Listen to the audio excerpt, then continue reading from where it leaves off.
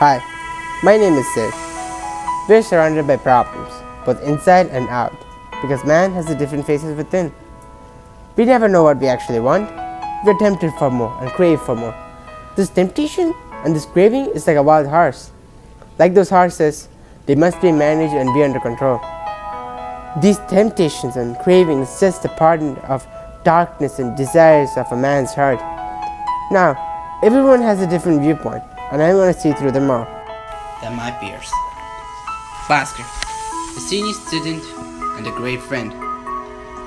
He has a different viewpoint than I ever thought. Alright, so I'd like to ask you, as a student, what's your standpoint on restrictions, or in simpler term, law, that we're supposed to follow? They're pretty pointed, the laws.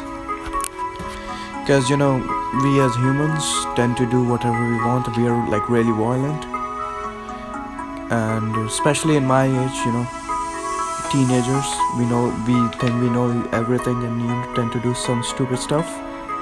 So they are important and we need to follow them. So that we don't hurt each other. So, do you really think that we need to hold all these laws that are enforced upon us? All of them? Like, what if you break one law? Do you think it's going to hurt everyone? If you make laws, you need to follow them. If you break them, you should be punished accordingly.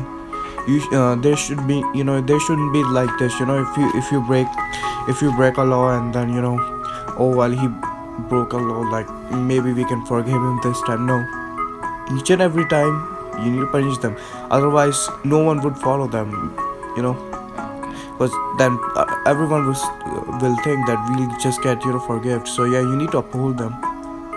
Yeah. Our world is better because there are more laws.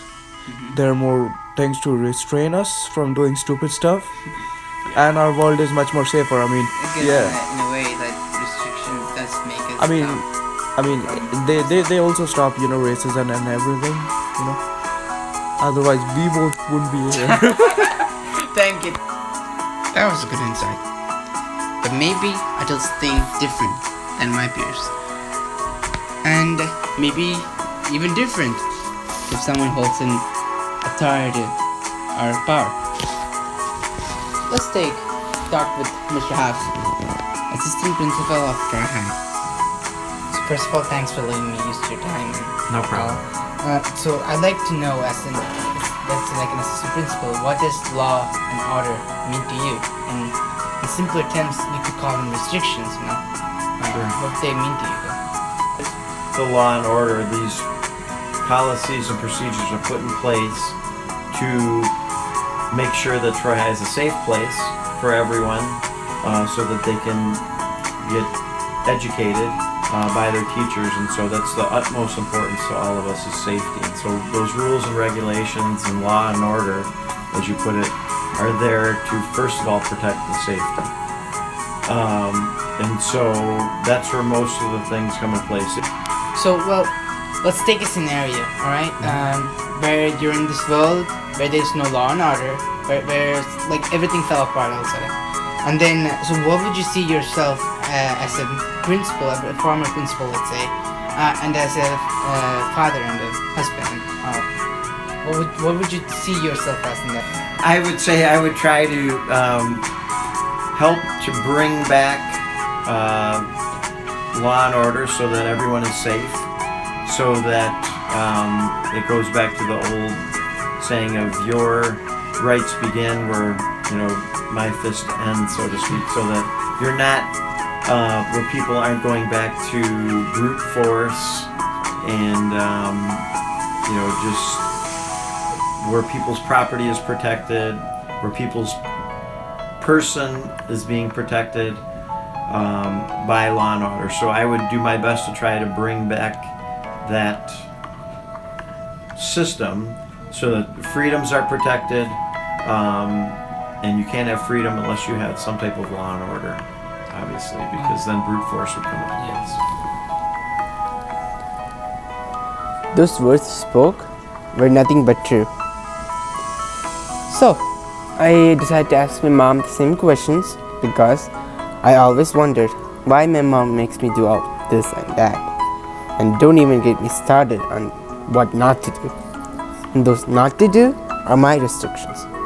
So, I decided to ask her, why do you tell me not to do this and that and follow certain things? Well, she said that these restrictions, so I call, are there to regulate and direct our behavior towards a goal and being a good person. Of course, as a mother, she doesn't like to be this enforcer, but the enforcing that restriction, it becomes a habit, and you don't need any enforcement to do certain things.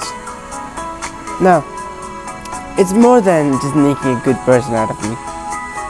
She also explained to me that restrictions are there in a way to help us understand our unpredictable and always evolving society, and to adapt to this society and to the community and be a part of something bigger.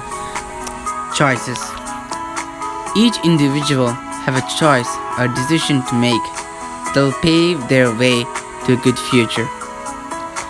And law or restrictions, so I call, are there as a guideline to make sure we never give in to our darkness or to stray away from our path. Maybe I'm right, maybe I'm wrong, but it's your choice to whether you're gonna cross the guideline or to follow it.